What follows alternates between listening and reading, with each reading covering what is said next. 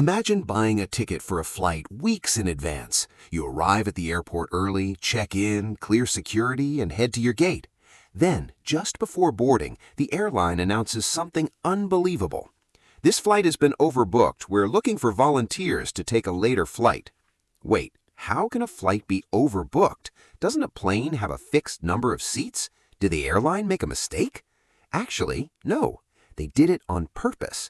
Every single day, airlines around the world sell more tickets than they have seats, and somehow they still make it work.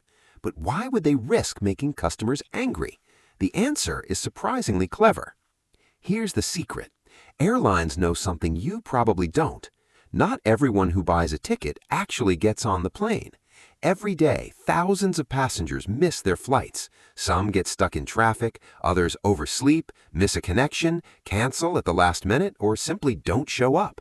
For airlines, those empty seats are a disaster. Once a plane takes off, every empty seat is money that's gone forever. So instead of hoping every passenger shows up, airlines study years of travel data. They know which routes have the most no-shows, what time of year people cancel the most, and even which flights business travelers are more likely to miss. Using all of that information, powerful computer systems predict exactly how many people probably won't show up. If history says 5 passengers usually miss a particular flight, the airline might sell extra tickets. It's a gamble, but it's a gamble based on statistics, not luck. And most of the time, it works perfectly. The passengers who don't show up are replaced by the extra passengers who bought tickets, and the plane leaves completely full.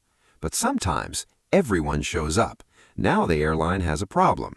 That's why you sometimes hear airport staff offering cash, free hotel stays, travel vouchers, or even free flights to anyone willing to take a later flight.